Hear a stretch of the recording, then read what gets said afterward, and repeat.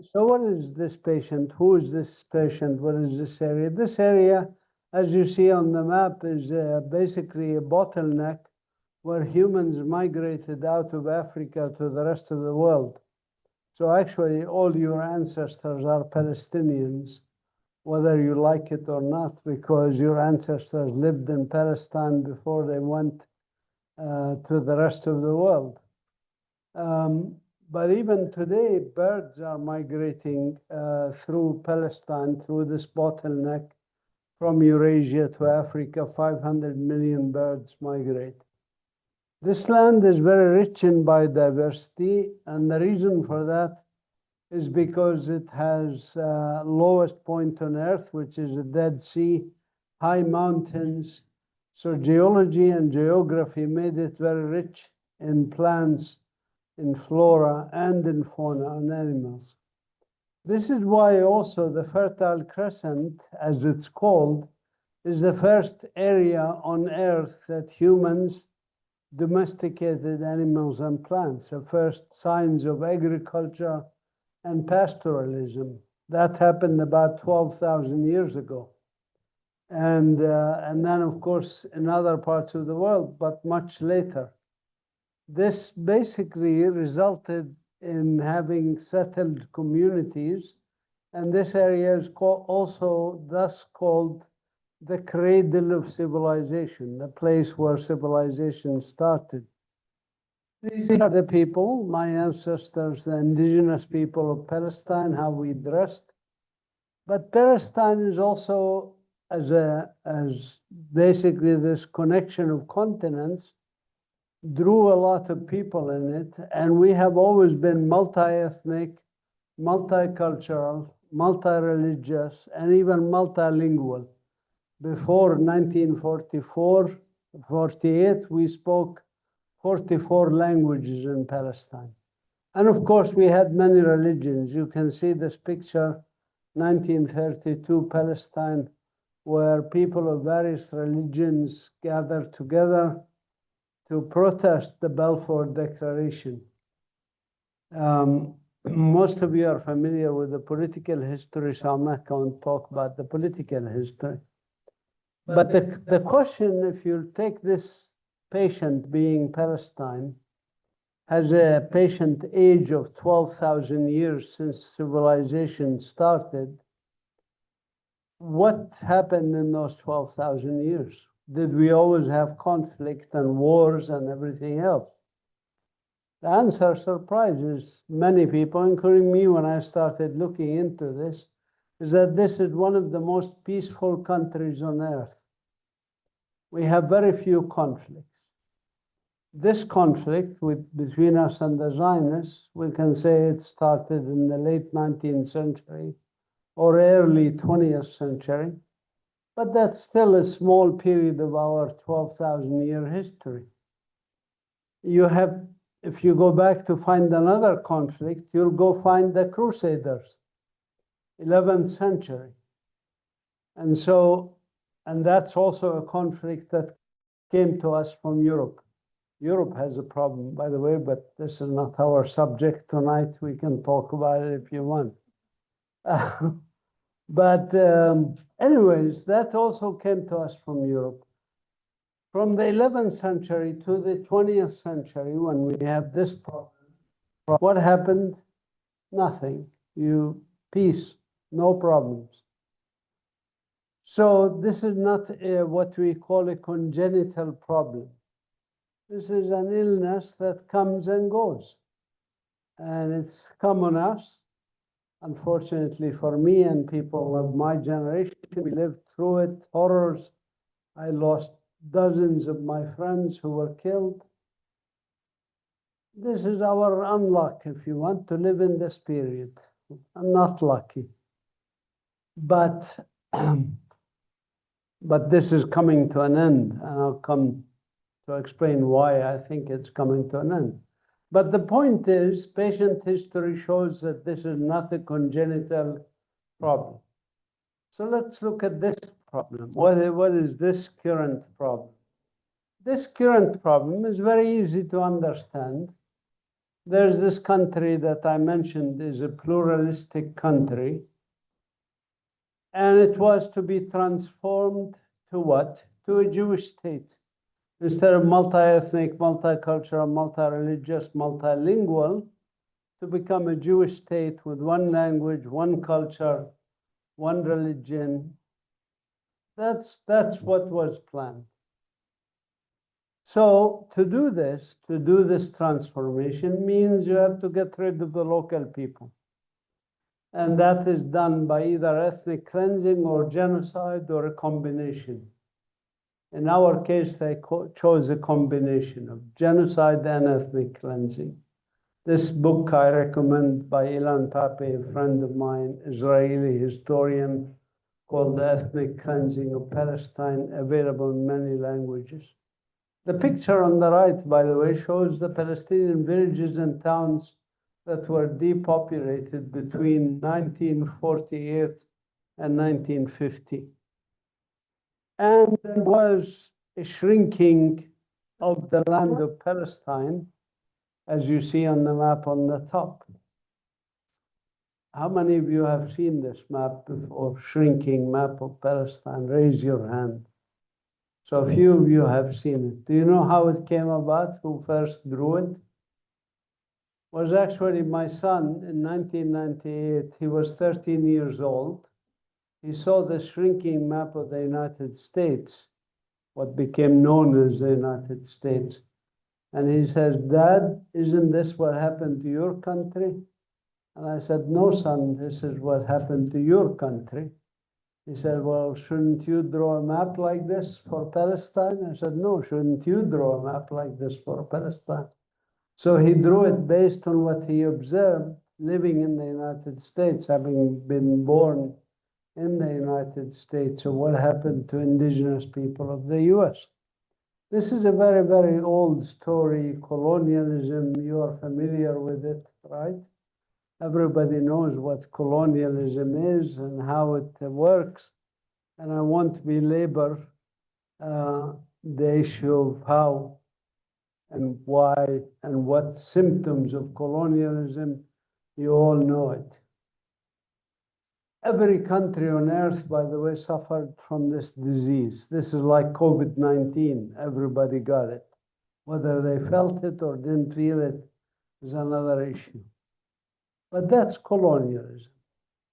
What does colonialism do? It's normal. It's natural for humans to do this. Every country had it. By the way, this country also, the country of Spain and Portugal, the whole peninsula, was both colonized and colonizers at the same time, right? Not same time, but I mean different periods of its history. So it's a common phenomenon. Even now that we destroyed planet Earth, we are talking about colonizing Mars. You know, Elon Musk wants the rich people to go to Mars because planet Earth will not be inhabitable. This is what it is. Okay, if this is the diagnosis, and some of you may disagree with this diagnosis, we can talk in the discussion about it. If this is the diagnosis of what happened to us, what is the prognosis and the therapy, right? What is to be done and what is the outcome? Well, the outcome is one of three possible scenarios. There's no fourth scenario. The first scenario is like what happened in Algeria. 1 million French people packed their bags and went to France. Not back to France, because many of them were 6, 7, 8 generations in Algeria. Some of them have never seen France in their lives. And it was very bloody, cost the lives of, some people say, 1.5, 2 million Algerian lives. This is a very rare scenario for colonization. A second scenario is what happened in the United States. This picture is from the United States, you know, or drawing. And what happened there is called genocide, outright, where you have very few people left, living in what's called reservations, 1 or 2% of the population. This also happened in Australia. This is rare also, not as rare as the first scenario, but still very rare. The third scenario, the most common scenario, is that the descendants of the colonizers and the descendants of the colonized live in one country. This is not kumbaya happiness kind of scenario. To various outcomes, various decolonization stages have to happen, right? For example, if you look at Mexico is different than Brazil. In Mexico, there's more intermarriage. In Brazil, there is still a fight between the colonizers and the indigenous people. And people like Bolsonaro want to clear out the Amazon and kill the indigenous people. He doesn't care. So there's differences, but in either case, that's the scenario, be as it may. This scenario, one country for all the people in it, happened in 170 countries by my count, including this country, by the way, that we are in. So that, based on probability alone, I say as a scientist, that's what's going to happen in our case. Now, that leaves us two things. I didn't talk about the symptoms, and I didn't talk about the therapy, right? What to do about it. The symptoms, I think you know most of the symptoms already. Most of you are supportive of Palestine. You heard about the walls, the settlements, ethnic cleansing, the genocide, the killing. It's similar to what happened to indigenous people in North America or Australia or when the Romans colonized various parts of the world or whatever. Similar. There's one symptom that is not commonly talked about in this. I'll skip through these because you see enough blood and gore in your life. You don't need to see this. But these are people who, some of them we know, like this girl. We had brought her to the US because she was shot in the eye in 2001. And, she has returned to Gaza, and now they live in a tent. Or these people, the picture on the left are of family members who were still buried under the rubble. They haven't taken their bodies out. As I said, I lost a lot of people. This is, for example, one of my friends. He's wearing a T-shirt I have given him called Boycott, Divestment, Sanctions. And he and I and a group of other Palestinians, including Huwaida Arraf, you may know her. She was on the boat to Gaza. She was just released with our friend Zohar. Zohar and Huwaida are close friends of mine. And they were the last to be released from the first batch of the flotilla that came from Barcelona to try to get to Gaza. But, I lost about 25 people in the West Bank and countless people in Gaza, friends of mine that were killed. Over 500,000 Palestinians have been killed since 1948, and 1 million detained. There is also destruction of universities, as you know. This is called scholasticide. I wrote a research paper on this.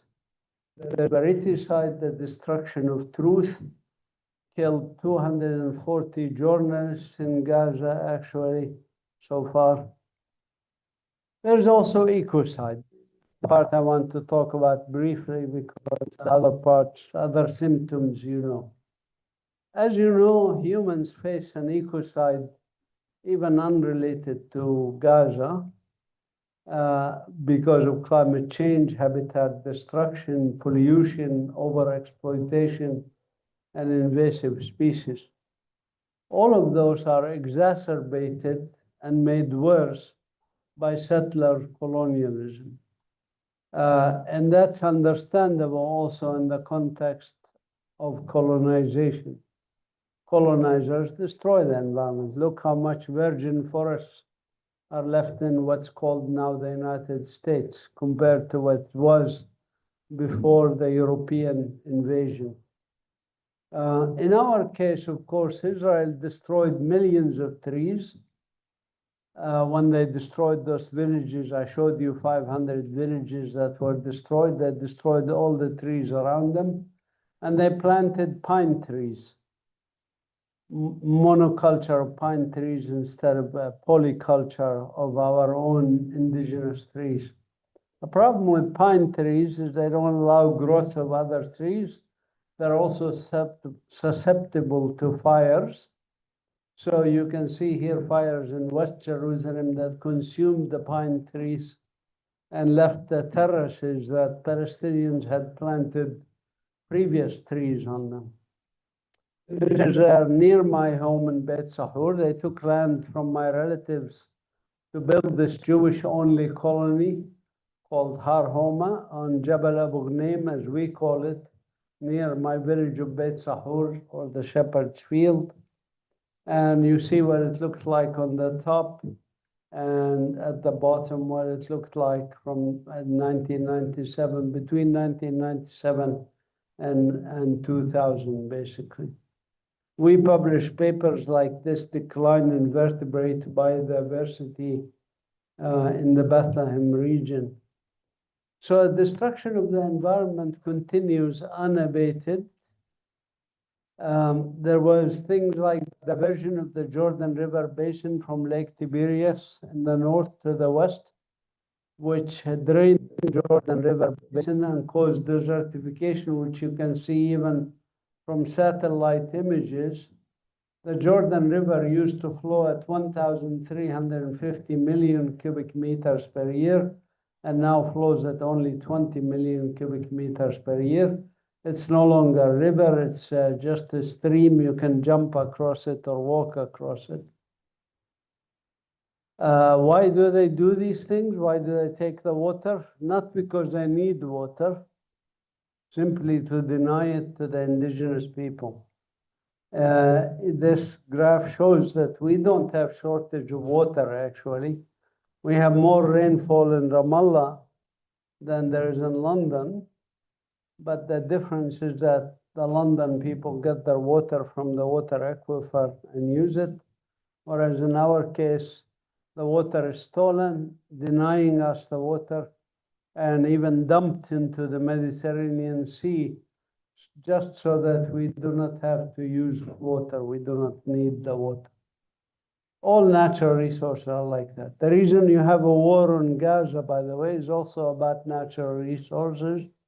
It has nothing to do with the Islamic resistance movement or anything else. It has to do with these gas fields off the coast of Gaza, which are worth hundreds of billions of dollars, enough to make every resident of the Gaza Strip very wealthy individual. But Israel is using this and exporting it to Europe to replace the Russian gas that used to flow to Europe from the Nord Stream pipelines, which were blown up mysteriously. We don't know who did it. So that's what happens. And we study these ecocidal actions. For example, this one of our papers where we looked, you can see the figure on the right. It shows month by month the destruction of tree covers. And in the graph on the lower left, you see the cumulative destruction of tree cover in the first year of this genocide, from October 2023 to September 2024. And of course, now a year later, now we are 2 years, the destruction of tree cover is nearly complete. 94% of tree cover is destroyed.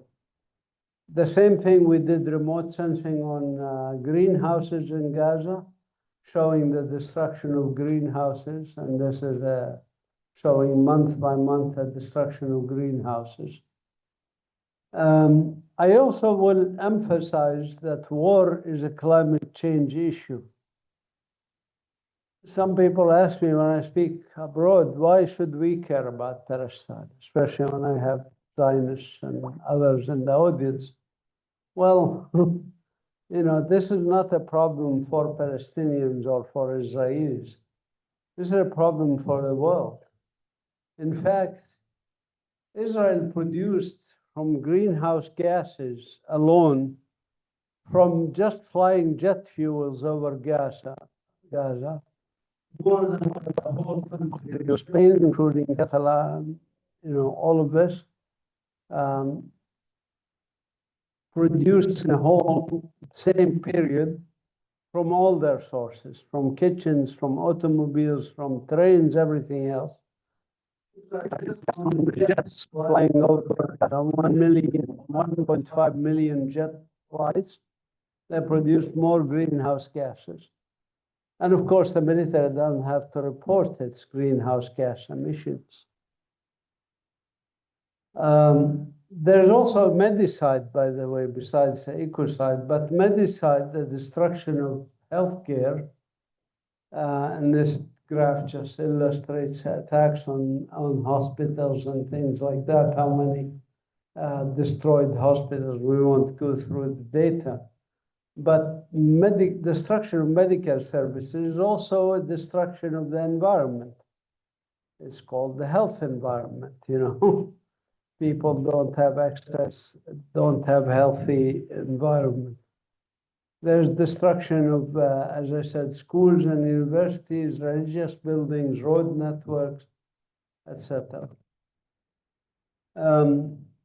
This is a picture, since I'm from Bethlehem, birthplace of Jesus, picture of a woman in Gaza. This is not during the current war. This woman is probably already dead with her child, but this was during the 2014 attack on Gaza.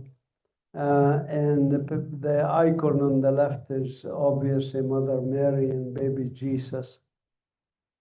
Now, I depressed you enough with the symptoms and stuff. I want to focus on something positive, which is what we do at the Palestine Institute for Biodiversity and Sustainability. We have a vision, of course. What's our vision? Is opposite of the colonizers' vision. The colonizers want to destroy biological diversity, and they want to destroy human diversity. Our vision is the opposite of that. Our vision is sustainable human and biological diversity or systems or nature. And of course, when I speak about humans, that's the indigenous people of the country, including their varied religions and languages and cultures and whatever. That's our vision. That seems like an impossible vision, right? Sustainable human and natural communities. But I personally believe in it 100% that actually what's the alternative? The alternative is we all die in a nuclear war or by climate change or something else, right? So we work on this. Our motto is respect. Respect for ourselves, we can change our own circumstances. Respect for other human beings and respect for nature. This is actually in line with the UN Sustainable Development Goals. And our institute, which was founded 11 years ago, has various sections: Palestine Museum of Natural History, Botanical and Eco Garden, Biodiversity Center. We have an environmental impact assessment unit. We do consultancies. We have children exploration playground, etc., community garden, etc. Now, when you look at this list, you say, wow, you must have a lot of staff. Actually, I have 6.5, 6 people and 1 part-time. So most of our work is done by volunteers. And this is the center from above. This is just some pictures of our activities with children. We have Museum of Natural History, aquaponic systems. We do field work. We have people collections, etc. We work always with teaching children. By the way, the picture on the lower left-hand corner is my wife, Jessie, who's out there somewhere. Where are you, Jessie? And Jessie was co-founder of the Institute with me and essentially helps me. We're both full-time volunteers there. So these pictures just show some of our activities like summer camps, working with children always.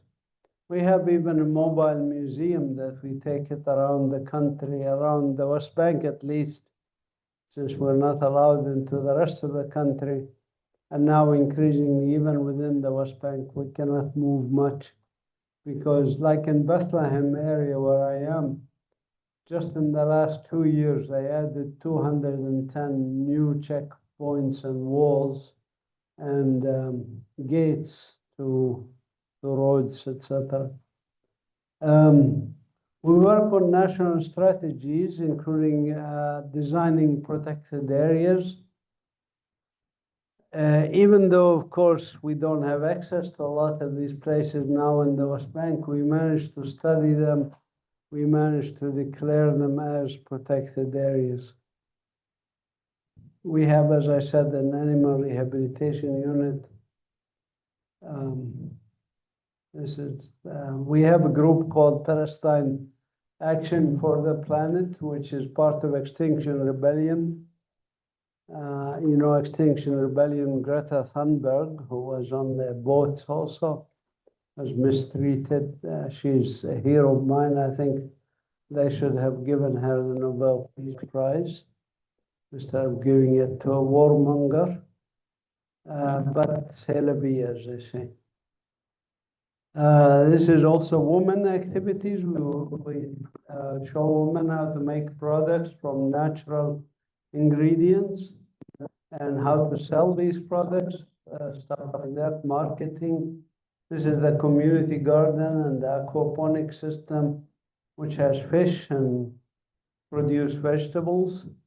We actually brought, about 12 years ago, we brought some people from Gaza, showed them how to build these aquaponic systems. And they went back to Gaza and were producing things in the aquaponics. Unfortunately, they are inside greenhouses and all the greenhouses were bombed. But this is important for food sovereignty. The end of this month, we will have our olive picking season. It will not be as good as the last one. This is from the last season. We had good olive production and children were helping us pick olives. This season is going to be really, really bad because rainfall in Palestine was about 40% of the annual average. So, as I said, it's dependent on volunteers, and we welcome you to come and volunteer with us. We offer room and board for volunteers if they want to come and stay with us. Zohar, actually, an Israeli woman, volunteered with us for nearly 2 years, living with us, which puts to the lie that people can't live together, you know. We had volunteers so far from 47 countries, including Spain and Catalonia. As I said, me and Jessie are all volunteer also. This is just some of what the volunteers do. There's Zohar, by the way, in the upper right-hand corner after they finished building this biogas unit, which they managed to build in 1 day. This is just some of our people. This is our new museum, which is being built. It's about 85% complete. I'm working now on the interior aspects of it. And this is our website, palestinenature.org. And you can email me at info@palestinenature.org. You can help us financially, of course, because this museum, a new museum, cost us $1.5 million already, but we still need the exhibits and stuff. So we still need 300,000 or 400,000 euros, and any amount would be appreciated. If you would like to donate larger amounts, we can name a room after you, or the fountain in the garden after you, or your family, or something. But don't worry if you cannot afford to donate. You can always donate your time, not just by coming to volunteer where we are. You can volunteer from here, whatever skill you have. Translation, graphics, media, communication, networking, anything you have skills in, would like to contribute, we would be happy to have you. I will stop here. This is me being arrested a few times by the Israeli genocidal forces, as I like to call them. They are the largest terrorist organization on earth. And, you see my T-shirt on the upper right-hand corner. What it says, "Got human rights, Palestinians don't." And I'm very glad the soldier arrested me like this, because he allowed the angle of the picture to show him and my T-shirt at the same time. So I will stop here, and of course, you can join us with boycott, divestment, sanctions, etc. Thank you very much for your attention, and I'm happy to take any questions.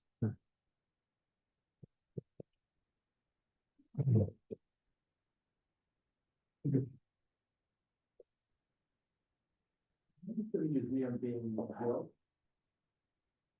I'm sorry? The museum, where is it being built? It's in Bethlehem, and it's Question is, being where built is the over the museum past 2 being years. built? We've been building it. We just simply didn't have all the money to build it quicker, so we build it as the money comes in. And it's about 1,350 square meters, which is quite a bit for us in Palestine. Of course, I'd love to have more, but that's what we can afford.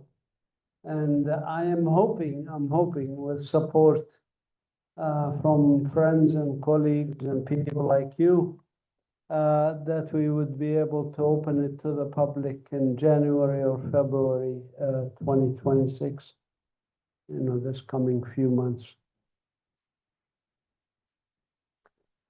A question from a participant online is it possible to come in the next days of volunteering in Zaytun harvest or other activities? Yes, if you go on our website, palestinenature.org /volunteer, under the tab for volunteer, there's a form you fill out. Jesse and Victor in our institute take these volunteer applications and check availability of space for staying with us. We do make good food, by the way. So. Another question online is, have there been attacks or threats of destruction to the center? Well, I mean, we, as the rest of the Palestinians, are living under the boots of the Israeli occupation, literally. Sometimes, as you saw the guy putting his knee on my chest. So, of course, they harass us, they prevent us from moving around. When we take that mobile museum around, sometimes they stop us, they don't allow us to go.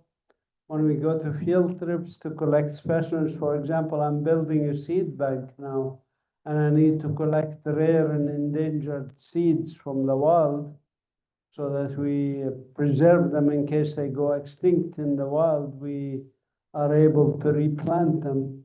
and they stop us all the time, essentially. They stop us.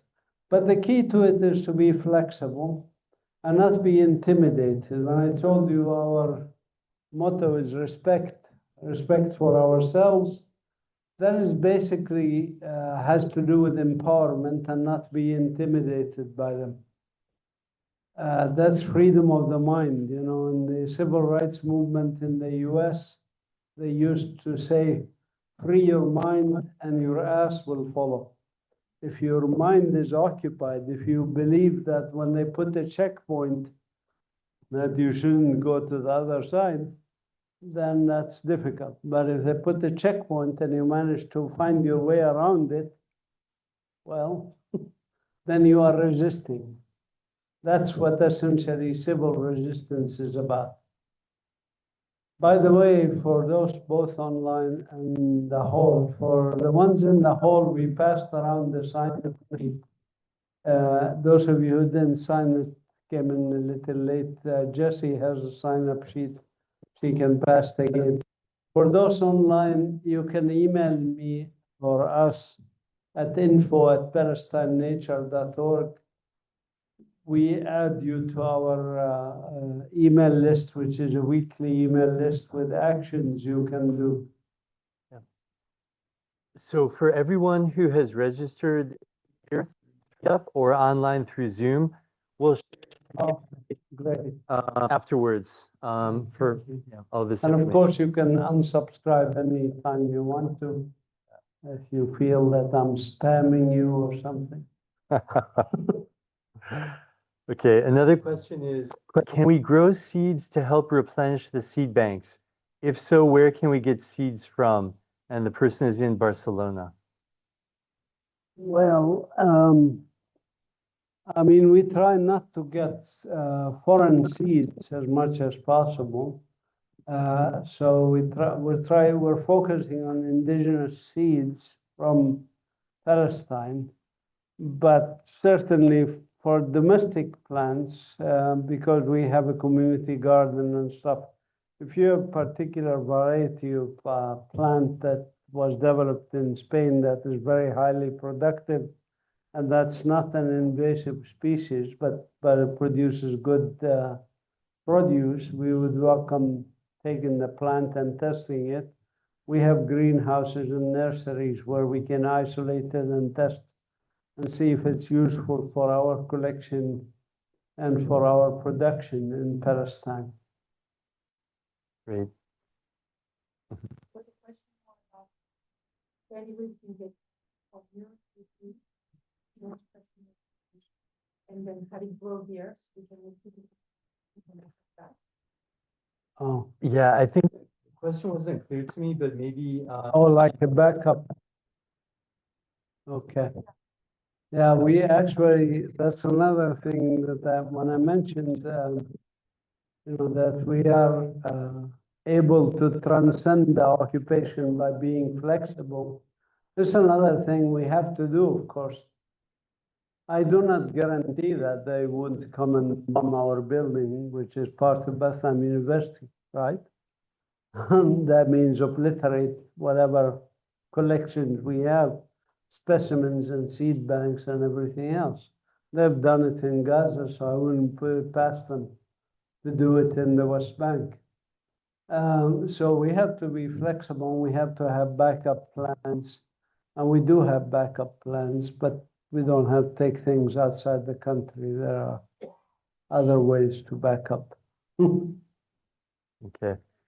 And this is a good moment to say that this Permaculture in Palestine initiative, we have a Telegram group, and there are subgroups for people working on different ways to actively work with Palestine. And one of them is this seeds subgroup.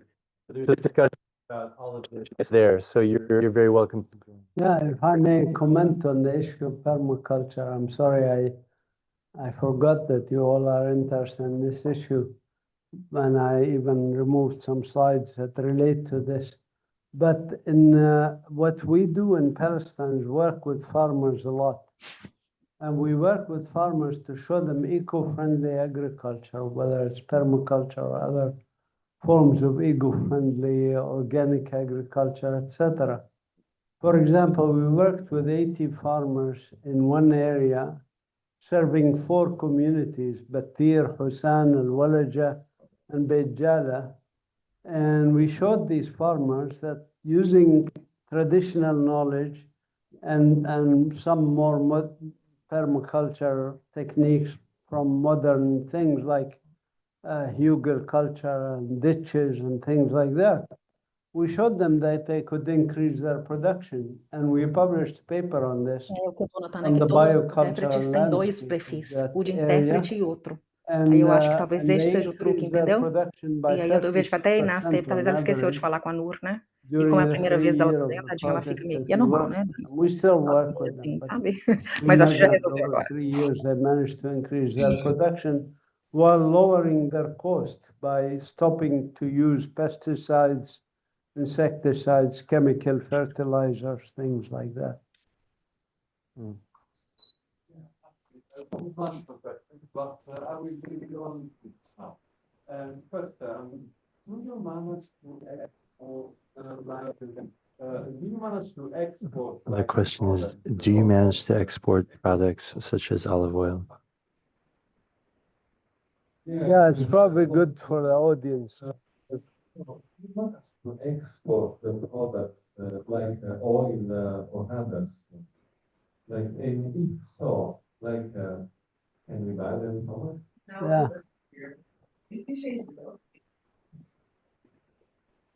I mean, we are at the Palestine Institute for Biodiversity and Sustainability. We're like pilots of, do pilot projects, academic and community. We create educational modules like our community garden and so forth.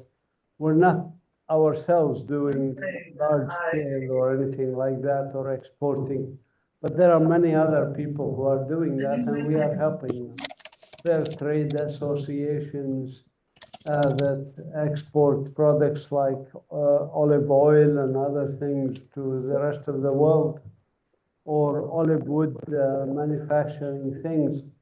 In fact, part of the reason I'm here was this European Union has new regulations regarding anything wood products. The EU deforestation regulations. So they want to make sure that everything derived from plants imported into the European Union fulfills these new regulations. So we were getting trained on these new regulations, and I will take it back to, because I was the only Palestinian there, so I need to take this knowledge back to the exporters to help them navigate the EU complicated guidelines for some of these things. But yeah, there's people who export also soaps and other things, zayt and za'atar and whatever, hummus.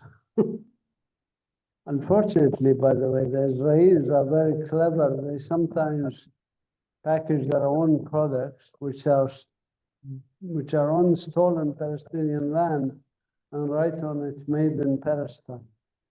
It's, it's just bizarre, but then just to avoid the boycott. So you have to be aware of some of these things. So one question is, there are participants coming from many local and international permaculture networks on the call. What are some helpful actions that you can recommend that they could take to help Palestine Institute for Biodiversity and other farmers and eco-activists? Well, first people can do is get knowledge. I mean, get knowledge about the ecocide, about what's going on environmentally, how this impacts, for example, the whole Mediterranean, by the way. For example, Israel destruction of sewage treatment facilities and denying electricity lets the sewage of Gaza go in the Mediterranean Sea and pollute the Mediterranean Sea. So get the knowledge, arm yourself, if I may use that term, arm yourself with facts and figures and so forth, educate others, spread the word.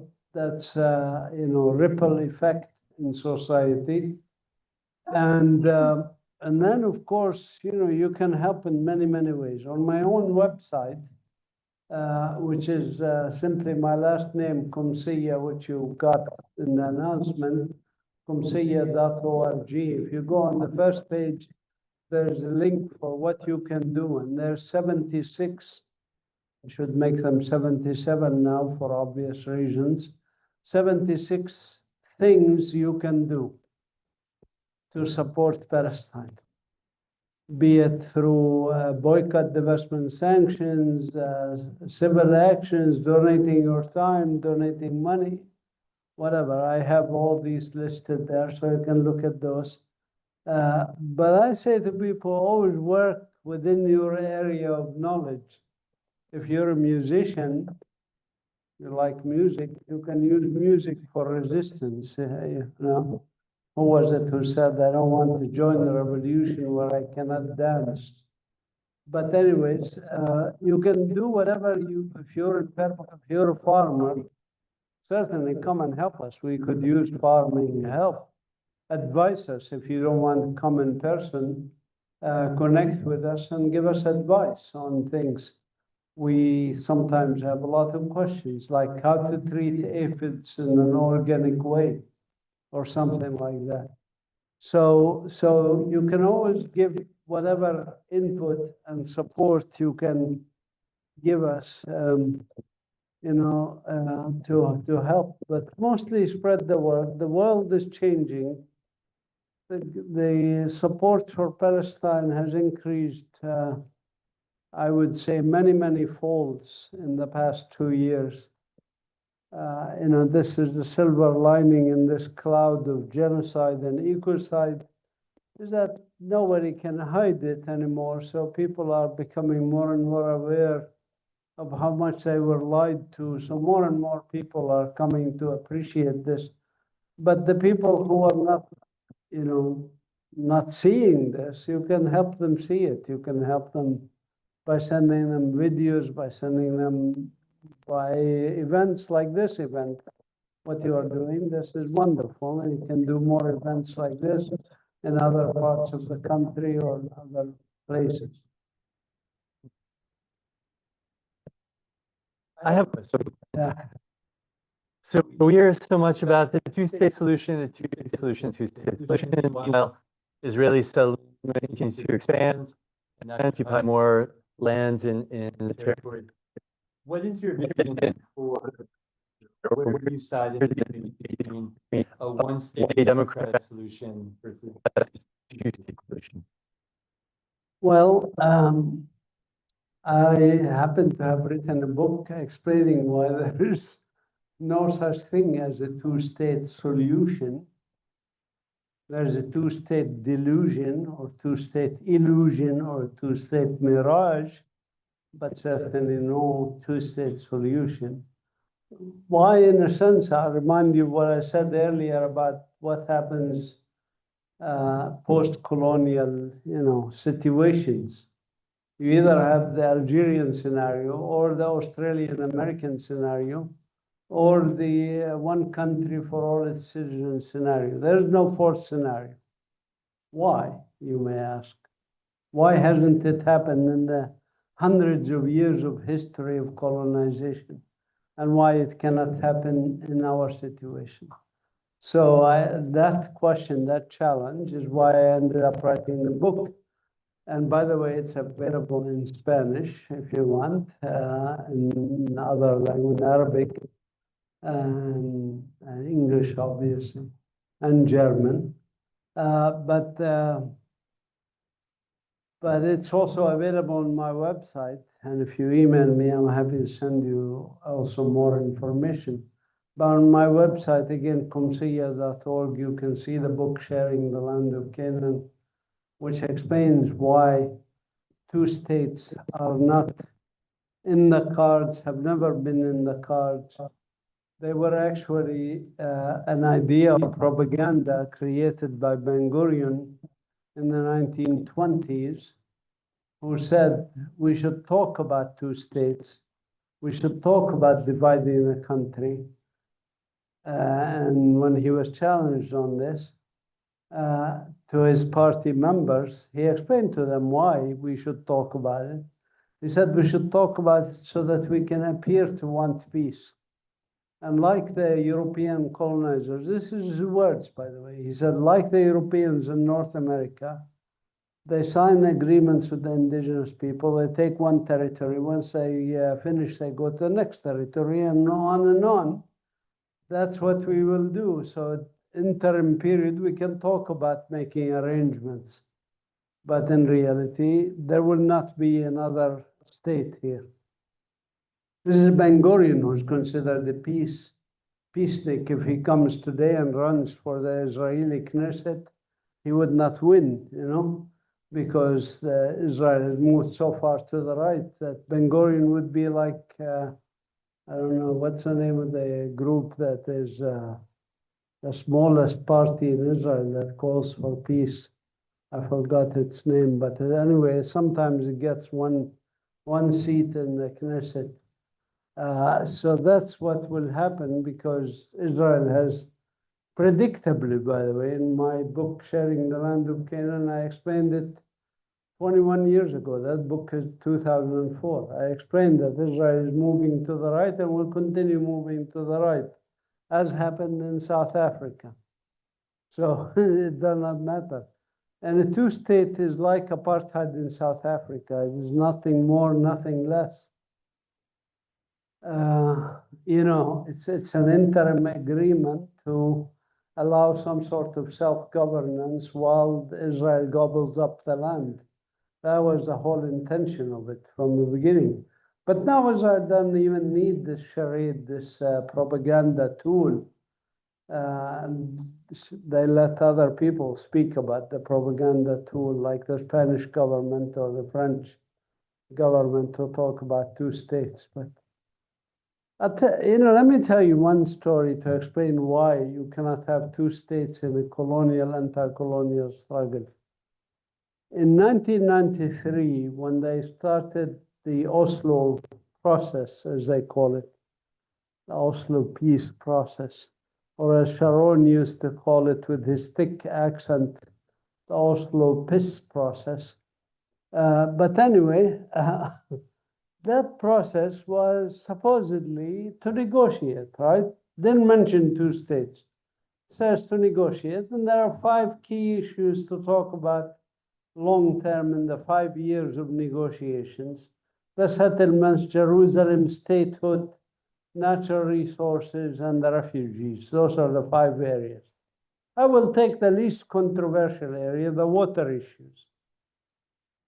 And they separate into committees to discuss these issues. So the water committee, or water negotiations, there's a Palestinian delegation, there's an Israeli delegation. They started with their opening speeches. After the Israeli leader gave his opening speech, Palestinian leader started to speak. After he spoke for about 3 or 4 minutes, the Israeli lead negotiator did this with his hand, meaning I have a point of order. He said, so far in the talk you have given, you've used the words Palestinian rights to water 3 times. And from now on, you're not allowed to use the words Palestinian rights to water. We can talk, this negotiation will talk about Palestinian needs for water, but we can never talk about Palestinian rights to water. Period. End of story. Now think of it, why? It's logical.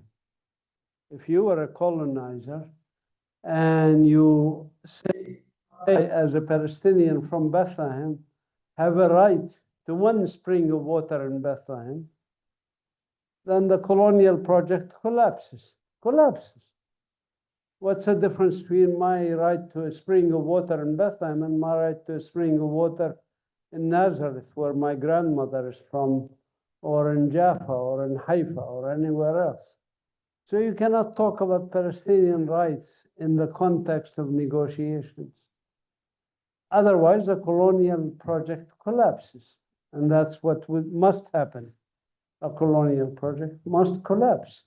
You cannot have self-determination or sovereignty or rights of indigenous people if you allow colonizing projects to continue unchecked. They have to decolonize. It's as simple as that. That's why there's no such thing as a two-state solution. There's apartheid, but that's a different story.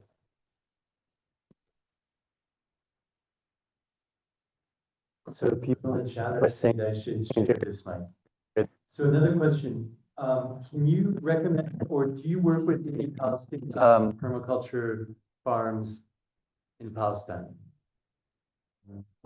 Yes, actually, one of my master's students did her thesis on 6-7 farms, actually, including ours, including our community garden and farm around the museum. She did a comparative study also with these, between those and 2 places, Lebanon and Cuba. Why did we choose Lebanon and Cuba for her comparative study of permaculture, Palestinian, Cuban, Lebanese? And because we are all under the stresses of sanctions and colonization and other imperial neo-liberal capitalism unchecked. And the paper is actually ready, and I submitted it. It got rejected from one journal, I think for political reasons, but I'm going to submit it to another journal, hopefully when I return in the next week or 2, and I will share it with you. If you send me an email, I'm happy to share it with you. Could you share more about the seed bank you're building, and do you cooperate with seed banks in other countries? The seed bank we started is actually this year, 2025. We have some seed money for the seed bank. And this seed money is for 2 years, 2025, 2026. And then it will be self-sustaining as all our projects are. So we have started by focusing on 2 areas. Wild plant relatives of domestic plants. As you know, wheat and barley and lentils and chickpeas and all these other plants were first domesticated in our region in the Fertile Crescent. So I want to keep wild relatives of domestic crops. Second is on wild species that are threatened or endangered according to our local criteria and IUCN global criteria. That includes things like orchids and irises and things like that in Palestine that we've collected seeds from. But also in the garden, we're growing them to produce more seeds. So we have an area for irises, an area for orchids in the garden. And if you come to visit us, by the way, the best times to come, if you want the really beauty of flowering things, is between February and May, early May. This is the spring season when it's carpet of color in Palestine. Seasons like this, it'd be a bit dry, hard to see many plants. And we do have, we do have collaborations with seed banks in Lebanon and in Jordan. In fact, I'm going to Jordan next day after tomorrow, and I'm meeting with the seed bank people. We exchange seeds with them because the same habitats, basically, Jordan and Palestine. One comment. You represent a threat by your peaceful resistance. How come the colonizer did not come and arrest you? Well, I showed you pictures. They do arrest me. They arrested me many times. They detained me many times. They usually release me very quickly for a couple of reasons, my own analysis of the reasons. One is I have a very large email list of about 55,000 people so far, so I do have a lot to sway around the world. I'm also, I was nominated to the Nobel Peace Prize this year and stuff like that. But anyways, that's one reason, is the networking that I have protects me somewhat. Second reason is I have an American passport. That's not necessarily fully protected because I've got friends of mine who are US citizens who were shot, and even one person was killed who has an American passport, tortured, even some of them in jail. So the US doesn't protect Palestinian citizens with US passports.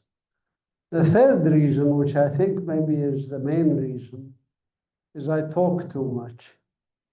We professors don't shut up. So I talk to the soldiers when I'm detained. I sometimes convince them, sometimes I just nag them to death, as they say. So those are the three reasons I think I'm a bit safer than another person, but not fully safe, certainly. And I wouldn't put it past them on the way back now, take me and jail me for speaking to you or whatever, but that's fine by me. I'm old enough, I've lived enough, and I've done enough. Considering, and I agree, that the only solution is coexistence and one state, how can one support the shift from the two other strategies into it? What are the seeds to cultivate? What gives you hope in this sense? I'm glad you asked that question. That's the therapy part, right? Because we mentioned the medical analogy. We said, patient history, symptoms, right diagnosis and prognosis. I told you what's the prognosis, what's going to happen, which is one democratic state, or one state at least for all its citizens. That's what will happen. How do we accelerate arriving at that prognosis? If I tell a patient that you have 97% chance of arriving at that diagnosis, which is one country for all its citizens, when you got COVID-19, what do the doctors tell you? Well, if you have good immune system, you shouldn't worry about it. You'll get over it. You only heard the virus I am under. But it doesn't hurt to get external help, like vitamin C, zinc, chicken soup. Chicken soup, by the way, is good because it stimulates your immune system also. This, so to do the same analogy, what's the therapy? If your B and T cells are strong, you don't have anything to worry about. What's the B and T cells in a social phenomena? Is the resistance. And I wrote a book about this, by the way, another book called Popular Resistance in Palestine, A History of Hope and Empowerment. I also share it with you if you want. My editor doesn't like this, but I'm not a fan of copyrights. But anyways, that book illustrates a history, as I said, of hope and empowerment. We have very strong immune system in Palestine. It's us, the Palestinian people. 15 million of us.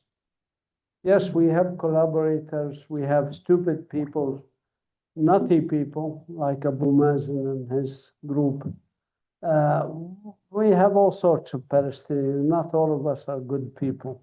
We have also corrupt people who are bilking the Palestinian population. I mean, I saw a videotape in Gaza, by the way, of a guy employed by an international agency with his friend photographing him, giving some food to a hungry child while they took the video. And once they finished, they shut the camera, then he took the food back from the hungry child.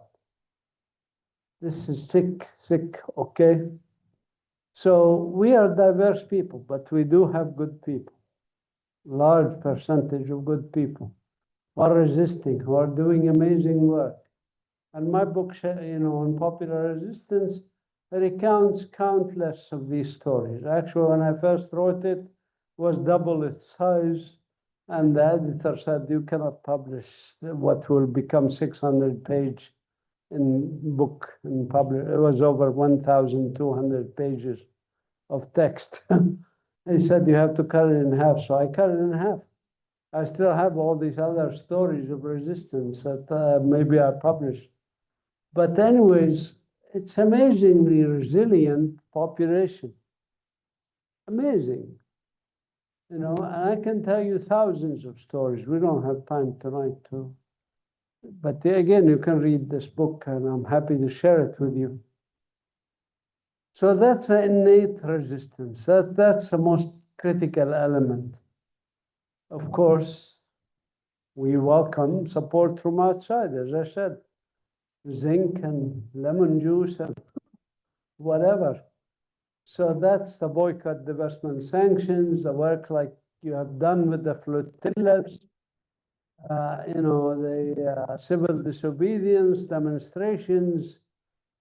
Italy was like shut down almost for Palestine, This is amazing, and it does make a difference. Please do not underestimate what you do as, small. Everything you do makes a difference. Collectively, we are making a difference. The governments are panicking. They don't know what to do. And they feel besieged while they're making their billions of dollars off of wars and conflict and climate destroying jets and things like that. So we just have to keep up the pressure and build it more. That's why I said, do the ripple effect. Every one of you is reaching out to other people. And we just have to keep that ripple effect and that momentum going. This is a moral test of our time. This is also a test. Let me explain why it's also important here. Why is this genocide, by the way, different than other genocides? There has been hundreds of genocides in the past 300 years ago alone. Hundreds. From Namibia, Germany, Namibia, to King Leopold of Belgium and Congo, to Rwanda, to genocide in Vietnam, many, many genocides. Why is this genocide unique? And why it's going to cause this global uprising that will change the global system? Several reasons. One is it's broadcast live. Nobody can say, well, I didn't know. Second, most previous genocides, if not all of them, were committed by one government, the German government for Nazis in Second World War. It's Japanese in Nanjing, for example, in China. That's it. Here, this genocide is done by multiple governments that are participating in it. This is unusual. Why? Because there's a collusion of those greedy, neo-capitalist, neo-liberal people that are trying to control the world. They're friends with each other, like Bolsonaro and Trump and Modi in India are all buddies, friends, and Netanyahu, of course. So they participate in the genocide. A third aspect of this is happening in the 21st century. This is important, the temporal aspects. Why is it important? Because in the 21st century, we have hypersonic missiles, we have nuclear weapons in the hands of many, many countries, both declared and undeclared. And we are in a tip of an environmental nakba that is happening with climate change and all of this stuff. So the time is the worst time to do this. And this element alone could end up destroying life on Earth, the timing of it. because this genocide leads to a regional war, already led to a regional war, and it will lead to another regional war soon. The second round, actually, not another war, but second round of the same war. And then it will lead to global war. And in this coming global war, there won't be winners and losers like the First and Second World War. The only winners will be cockroaches because they are resilient, resistant to nuclear radiation. That's why it's so important. The fourth thing that makes it important is this is the Holy Land. You know, this is where three major religions, at least, and well, two major religions and then three minor religions, Baha'i, Druze, and Judaism are a small number of people. But Christianity and Islam, between the two of them, are 55, 60% of the world's population. You cannot destroy Palestine, a holy land, for 2/3 of the human population. It's not going to be allowed to happen. If it's allowed to happen, it will be a nuclear war. As I said, we'll be all finished, and that's it. So this is why I think this is critical for everybody to be involved in. And of course, everybody should have been involved when there was genocide of Namibia or genocide of the Congo or whatever, or Vietnam, and they tried. But now we have the tools, by the way, we have the technology. I mean, look at this technology. You have more people in attendance online than we have in the room, many more. So this is technology that allows us to network, leverage this technology to become one human family that's fighting in joint struggle. I don't necessarily like the idea of quote unquote solidarity. You're not in solidarity with me. This is like an external thing, feel sorry for me or whatever. No, it's your struggle is my struggle. Your struggle here is my struggle, and my struggle is your struggle. So we have to just join hand and that's where it's joint struggle, not joint solidarity.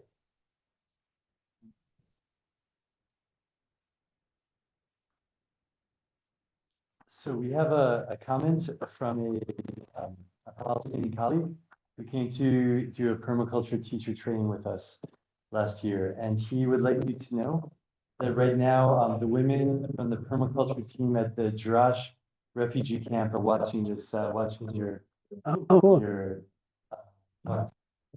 Sama Gaza is, and he also has a question. What are we doing to bring Arab governments to our side? I was very happy to see Dr. Amazon with Khaled Manasir, manager of the forestry department, but we still feel a huge gap between the people and the government. With regards to our topic and resilience, resistance through nature, what can we do other than protests, which people are tired of? How do we get them involved and on our side? Thank you for the question, even though, as you know, it's putting me on the spot with the Arab countries. Let me tell you a story. I just came here from the IUCN Congress in Abu Dhabi, in the United Arab Emirates. And in the opening session, there are 8,000 people attending. There's a hall that accommodates nearly 8,000 people. I was wearing this scarf, which has the word Palestine on it and the Palestinian symbol. And security came and escorted me and took my scarf away. I said, why? This is a national scarf. It's not a political message. I'm not attacking anybody. Why is this not allowed in a fellow Arab country? Also, the Palestinian, by the way, Palestinian flag has the same color as the Emirati flag. Same color, it's just instead of triangle, they have a rectangle. They said, well, these are the directions to us. I said, well, why not the other people? There's Kenyan people wearing Kenyan scarves. Why can't you take their scarf away with them? I said, no, our instructions are very clear, just Palestine. This is sick, in my humble opinion, it's sick. They may not let me back into United Arab Emirates after this, but anyways, you know, this is the Arab world was divided into these ghettos, these Bantustans, large Bantustans. They call them states, national states, Iraq, Kuwait, United Arab Emirates. This was done by the imperialist colonialists. And they set up rulers who serve imperialist colonialists.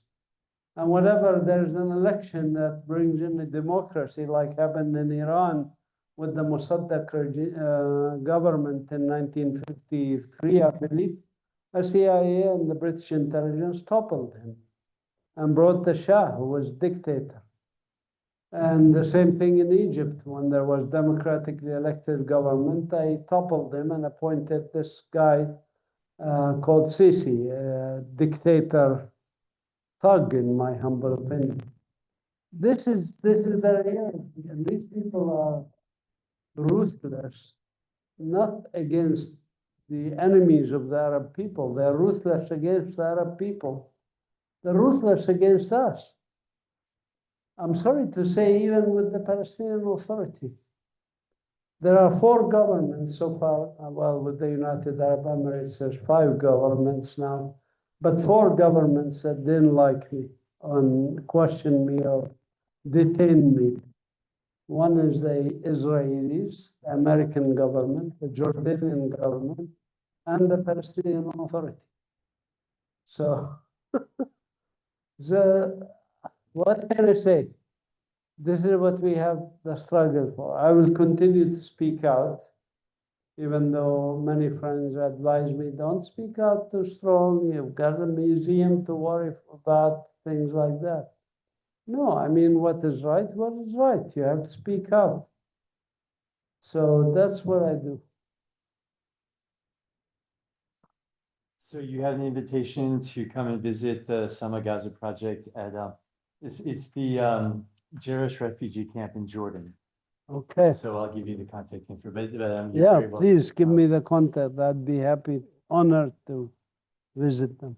Super. And also we have a comment from one of the Palestinian interpreters who's just done interpretation training with Language for Justice, who shares that he's happy to be an interpreter whenever you need Arab English translation. So we'll share that contact. Great. Now, there's another question, but also, Mazin, whenever you want to wrap things up, officially we have 25 more minutes, but totally up to you to continue. And if you have more questions and comments.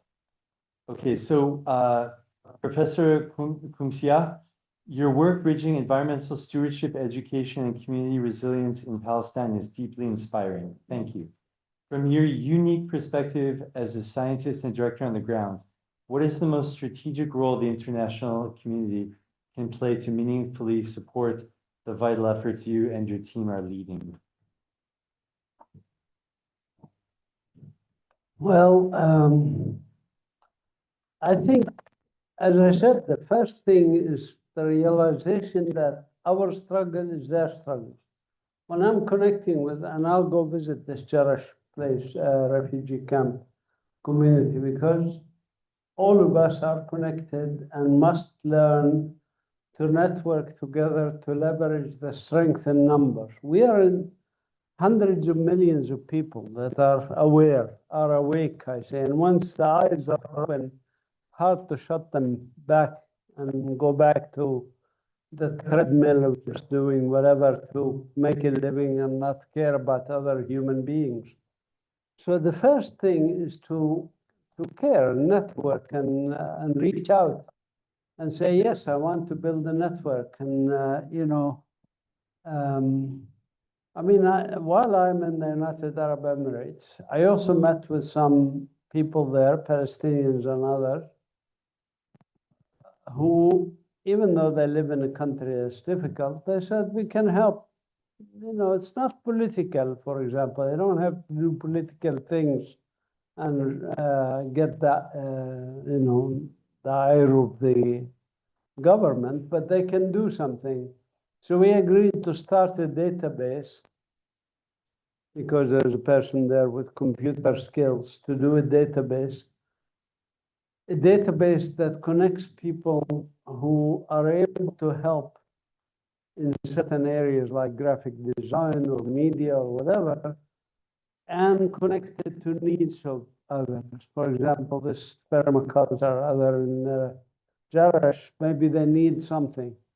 They put it in this database, and then somebody in Australia, for example, says, I can fulfill this need. I think this is needed as a way of networking, as a way of meeting needs on the ground, and also needs of our organizations around the world.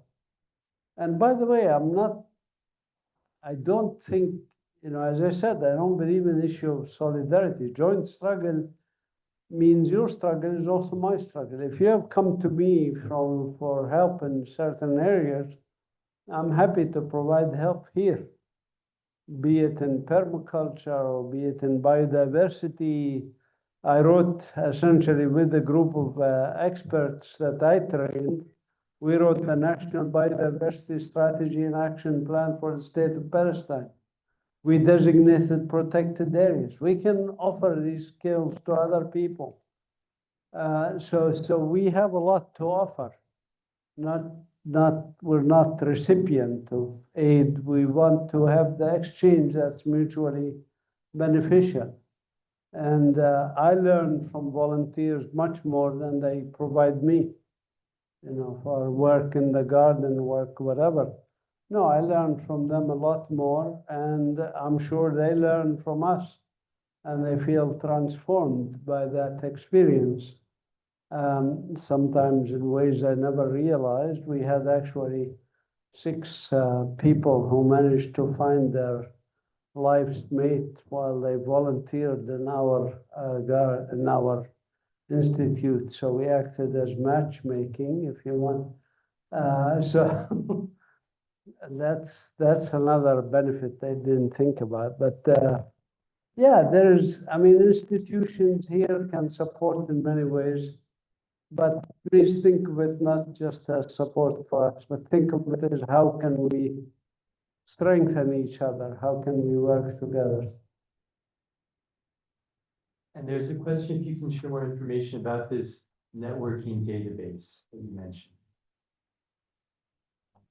Yeah, this idea just came last, 3 days ago. So we haven't done much with it yet. So I hope we will carry it forward. And if anybody here would like to help, email me again, info@palestinenature.org, and we can develop this database. Thanks.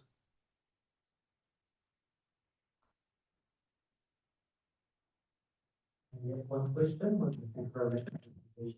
One question about that. Did you collaborate with some actors of civil society in Israel on the side of the universities or NGOs? And also right now with all the things happening, do you think that it is changing and maybe like some actors should collaborate with some NGOs or actors of civil society in Israel speaking about genocide? Within Palestine or Yes. outside? Outside, between Palestine and Israel. Thank you. Yes, I mean, all of our projects are actually collaborative projects. Yesterday, we submitted a proposal with an Italian NGO to work on issues of water rehabilitation in the village of Artas and cultural heritage of Artas, and promoting cultural tourism, agricultural tourism, and ecotourism in this one small village. This was with an Italian NGO that we just submitted yesterday. Last week, we submitted a proposal for funding to collaborate with an NGO in Nablus called Tomorrow's Youth. And the idea of that collaboration is to create a hub of innovation for people, especially young people, who are able to invent things that could be useful from an eco-friendly way, or technology that helps ecology, that helps the environment. All our projects are like that, is collaboration.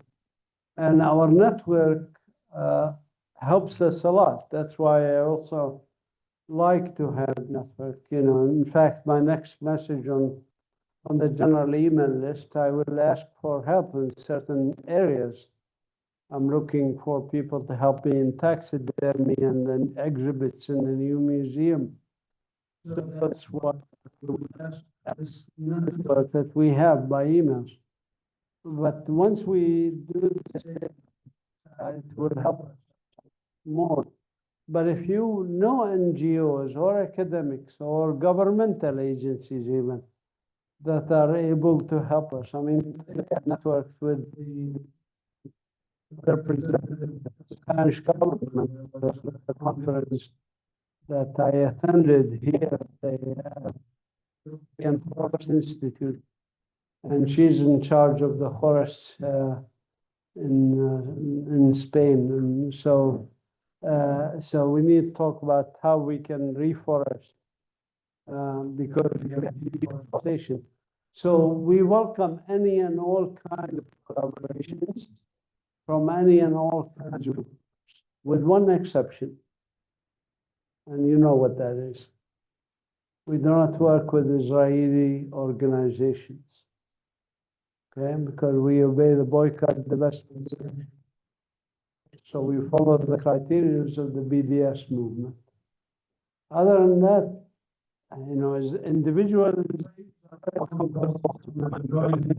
the struggle with me. When I was arrested over a dozen times, half the times I was arrested with an Israeli Jew standing next to me with a 2,000-year-old olive tree that's we welcome that joint struggle with individuals. But organizations, universities, NGOs within the state of Israel, unless they are explicitly an NGO that's anti-colonial, that's anti-Zionist, and there's only a couple of those, like Zochrot, which is an Israeli organization that reminds Israelis of the next destruction of the Palestinian villages and towns that happened in 19.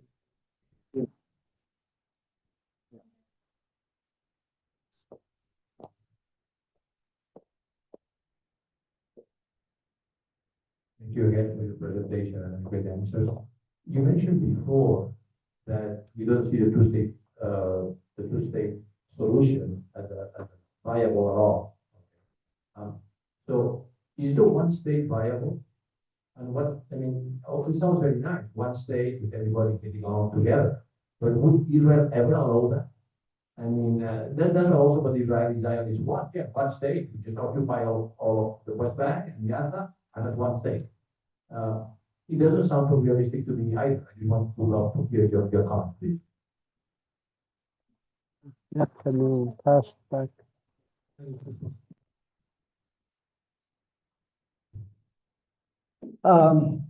Well, I'm not even sure the word state is a proper term to use. I would say one country. Because state, the concept of state, nation states, where did this come about? When did this come about, by the way? It came about in the 19th century when empires dissolved, like the Austro-Hungarian Empire dissolved. And then instead of this empire, you have Austria, Hungary, Germany, etc. This was a new model of political organization created in Europe in the 19th century. It is not, it is just like the idea of empires, or like the idea of you know, state kingdoms, what do they call them? City-states in the old days before the kingdoms. And all of these things were human ideas. So the concept of nation state is a human idea developed in the 19th century. And it's passé, it's old models.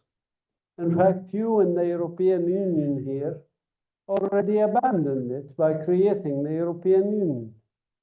You're abandoning, you can now travel from here to the north of Europe. Nobody stops you at any borders, okay? So the concept of nation state is old model of 19th century Europe, imposed on us, as I explained earlier, by the European colonizers. Never in our genes or in our biology or in our culture to have such states. Okay, so having said that, the alternative is what I call one country. One country, meaning we live in one country. We're already one country. We are in one country. Between the River Jordan and Mediterranean, there are 14.5 million people. 51% of them are non-Jews and 49% of them are Jews. And the numbers keep shifting to the other side. More Palestinians, less Jews. In fact, now it's probably, after the last 2 years, it's probably 44% Jews and 56% non-Jews, living in one country. We are in one country. It's an apartheid state called the State of Israel that discriminates against non-Jews. 66 law that discriminate against non-Jews. So that's what it is. Now, is this viable? What is viable? You have one country where you treat equality. That's what's viable. Otherwise, you have what? You have wars and conflict. And if there's anything that we can take from the lesson of the 2023 war, as a 2020 war, as a 2014 war on the people of Gaza, as the 2008 war on the people of Gaza, as the 2005 war on the people of the West Bank and Gaza, as we can take lessons going back in all these wars, is this is only means endless wars. Endless wars. There's no other option. Now, what's the likelihood of it happening? If that's your question. I would say 40%. What's the other 60% likelihood happening? A global war, which I said you and I will be gone. And cockroaches will be eating our dead bodies. These are the two choices. Which one do you prefer to work for? Option 1 or option 2? You choose. While we have been working for that option of coexistence and equality and justice and human rights, and against colonization and against Zionism and against imperialism and against these nutty people that are like Netanyahu and Trump, narcissistic egomaniacs that want to destroy the planet. They don't care. They don't care even about their own people. You know, I tell them, you don't care about your own people. For example, when you destroy the sewage facilities and people got to dump their sewage into the Mediterranean, what happens to it? With the currents coming from the Suez Canal, goes up the coast. Literally, Israelis today are swimming in the shit of Gaza and Tel Aviv because their government made the political decision that's short term, not thinking long term. Long term, you have to live. We have to live with these people. Regardless of whether they are Jews, Christian, Muslim, Baha'i, Druze or atheists or whatever. So just to clarify that the organization that Mazin mentioned was Zochrot, Z-O-C-H-R-O-T. And also you can look up the BDS, Boycott, Divest, Sanction, anti-normalization guidelines. to find criteria if you're trying to decide with what organizations you want to work with. There's also a question here, if you can recommend any other organizations. Would Combatants for Peace be an organization to cooperate with, or any other organizations you'd recommend?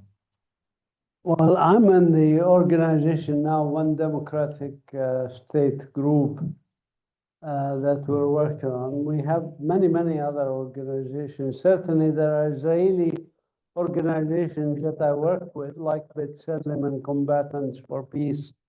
I consider Bethlehem is an Israeli human rights organization which came out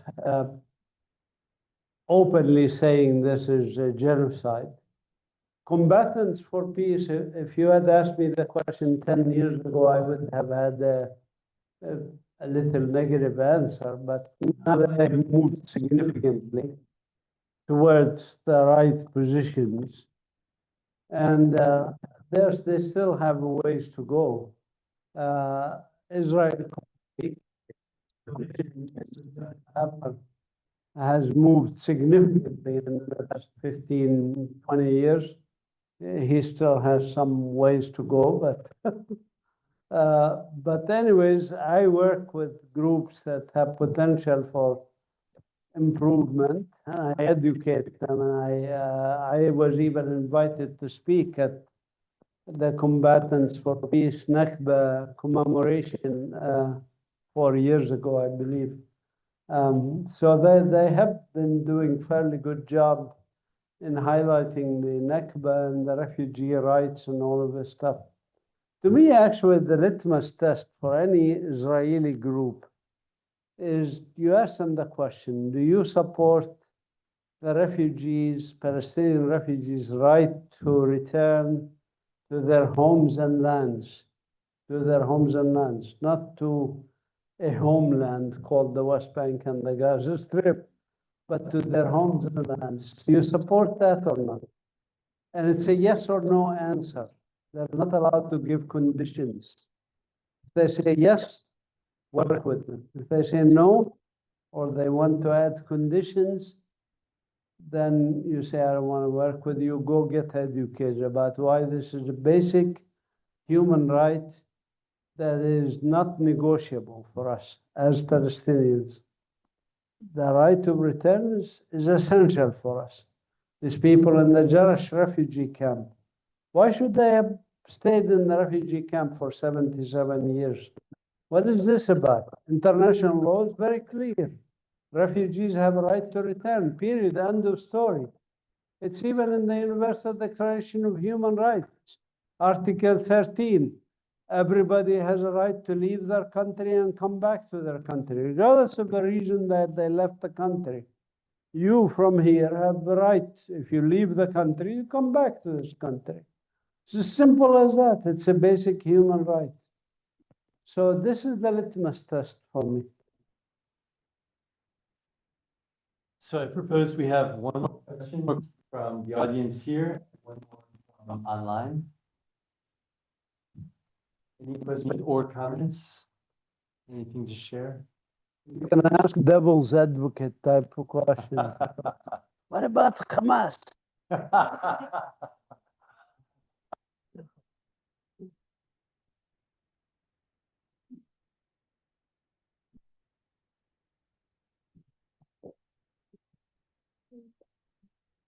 So, there's benefits, but not complicated, but like more. Speak louder.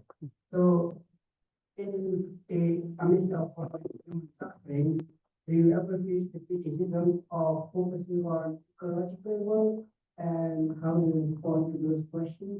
Because it's like if you are having financial, if you are having finances going to like ecological work or state plans, it could be also going to like reducing human suffering or like human rights movement. So, Can you tell me what he asked? But I'm getting old, my hearing is. So if I understood the question correctly, the devil's advocate question is, are you focusing too much on ecological work when there's so much human suffering? Yeah. That's a very good question. Look, I mean, this planet is very small and it is very fragile. And, you know, well, let me put it this way. When Martin Luther King was asked a question, why don't you focus on civil rights? You know civil rights, you're living here in America. Why do you want to talk about these Vietnamese people and the war in Vietnam? You know how he answered the question? That essentially this is diluting your message, or this is not as important as civil rights. He said, I would be a hypocrite. I would be a hypocrite if I am defending a black person in, you know, in the US South, and I'm not defending a Vietnamese person who's being killed by the same government that's oppressing my fellow black people. This is hypocrisy. Actually, this answer reminded me, he must have read the book by Matia Mugannam, a Palestinian woman from the 1920s and 30s, who wrote a book about the Palestinian feminist movement in that era of the 1920s. And she wrote in her book, which was published in the mid-1930s, I think 1934, called Palestinian Woman, the Arab Woman and the Palestine Problem. She was asked also the same question, so she answered it in the book. Why don't you just focus on women's rights instead of focusing on the Palestine problem and what the British do or don't do to you? And after all, the British are liberal and they respect women's rights. And she said, I would be a hypocrite. That's why I think Martin Luther King must have read her book, which was 30 years before he made that statement. He said, I would be a hypocrite. These are rights and these are rights. And if I defend one right and I refuse to be involved in the other rights, then I'm a hypocrite. The same thing I would say here. If you have, so when Israel dumps toxic waste on the Palestinian population in the village of Burkina, in near Salfit, they have industrial settlement. They dump toxic waste. And I saw cancer rates going up. You know, what am I going to do? Say, hey, there are more political issues more important. There's the killing. Well, this is also killing. Using chemicals on people who are getting cancer. Actually, if it was my choice of dying suddenly with a bomb bullet in my head, I'd choose that over dying with cancer or suffering, you know, for months or years. So it is still a right. It's still environmental rights. And we have to work on all the rights combined. This is one part of the answer. The other part of the answer is using environment itself is a political act. Why? Because Israel dubs itself as a green country. They claim that they made the desert bloom. This is the language they use, literally, you know, which is completely opposite. They actually took green areas and made them a desert. Literally, they uprooted more trees than they planted. They designated so-called nature reserves in which they put it as a nature reserve like South Hills, and also as a military training zone where they bomb the shit out of it with helicopters and whatever. They practiced in that area in the South Hills before the Israeli helicopters went and shot at the Israeli civilians in cars at the Nova Scotia in October 7, 2023. They practiced on that. This is all connected. And showing it's connected is also a form of educating people to debunk this greenwashing that Israel uses, as they use also pinkwashing, as you know, like we are supportive of gay and lesbian rights. Look in Tel Aviv, they can march, whereas in the Arab world, they cannot. You know, this is pinkwashing, the same as greenwashing, to justify murder, literally justify genocide and murder by using the liberal ideas that the Western, mind is used to, like greening or supporting, GBLT rights, So we've come to the end of our time together here for this live session. I'd like to ask you if you have anything you'd like to share with us to close. Well, first of all, I want to thank you as organizers for putting this together, for bringing a large audience online and in person. And I reiterate my invitation to you, come visit us in Palestine if you can, just for a visit, or if you like to stay longer and volunteer, you're welcome to. How many of you have been to Palestine? Raise your hand, by the way. And very few, so the rest of you definitely to come. And those of you who have been, you're welcome again to come. And it's life transformative. Talk to them about their experiences if you want to get that experience. So we welcome the visits to Palestine and for you to volunteer with us. And you can help us, as I said, in many, many other ways. And join us, especially in this joint struggle where we have exchanges and we have the ability to work together. And finally, I want to tell you that one of the benefits of activism, I found that the most fulfilling of my career is to be an activist. I became an activist at age 21. And I left also my wife and I actually left the US. We both were making six-figure incomes in 2008. We left the US to zero-figure income. And that was one of the decisions. Activism allows you to look at your stuff.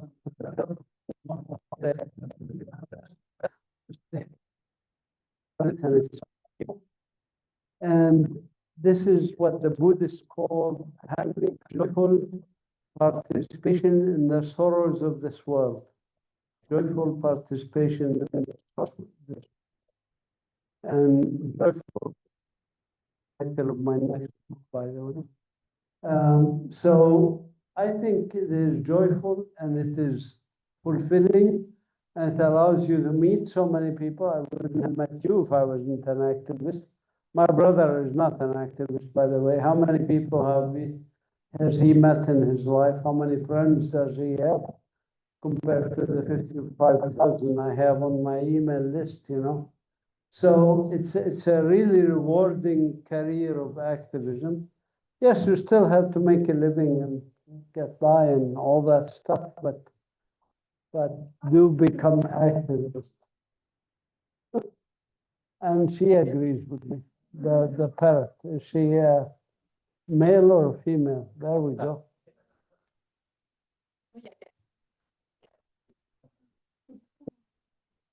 So we have nature.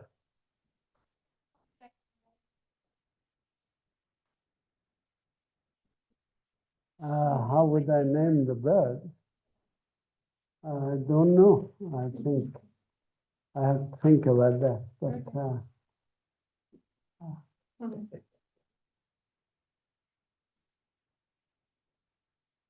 hope. So keep the hope alive, and we will overcome someday, as they used to say in the civil rights movement. Thank you very much for coming. I'm going to go and give another talk, by the way, in half an hour to a group of Rotarians. So that'll be fun.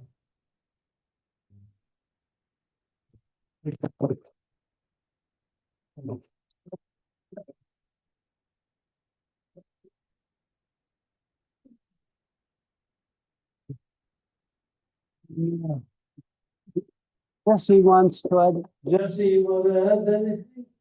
Or you guys also need to talk to Jesse. I should have given you more time to speak. You want to add anything? This is behind the meeting. I'm a volunteer coordinator. So if you like to fill out the form online, we will follow up with you. Yeah, if you have other volunteers, volunteers, and there's a volunteer in all sorts of types of making some food, but it also relying on volunteers to make some food from the countries, make it more interesting. So when we have volunteers from different countries, we got to diverse taste with different cooking, and that's also they becomes a lifelong friend. Maybe just a week or 2 weeks, or if people stay 2 months or 3 months, definitely the strong bond between them.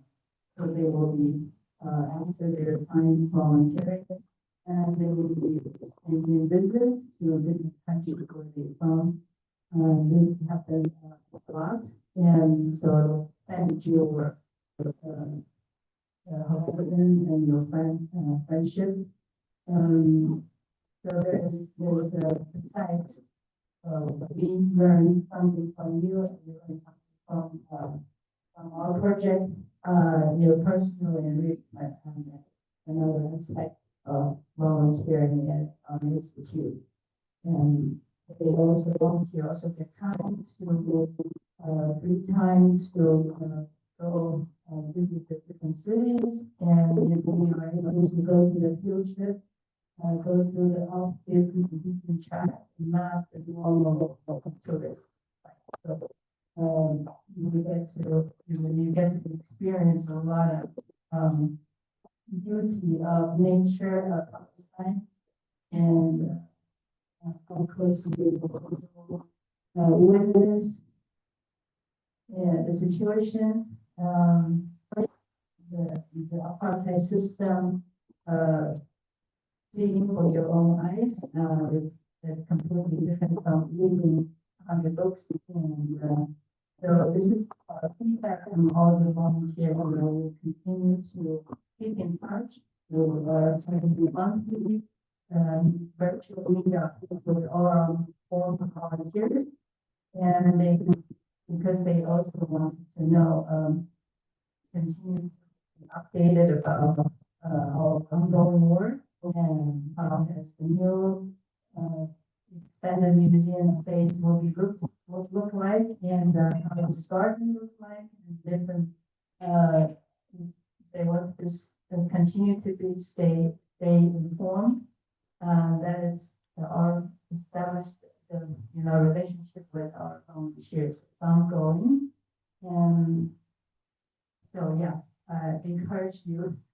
Yeah, if you have vacation from your work or in between work, between study and new job, consider, yeah, we're looking forward to hear from you. Thank you. Thanks.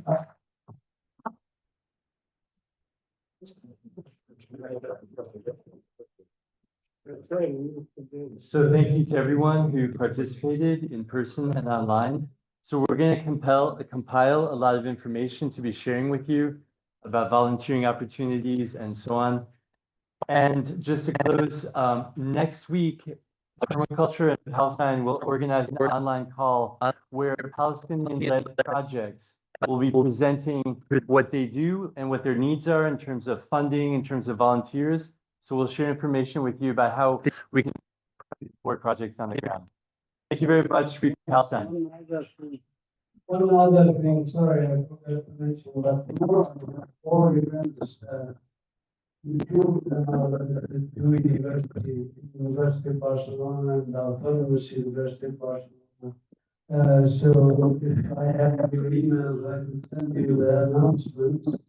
where they are going to be held, so that you can invite your friends and colleagues to come listen to those. Thank you. Good night.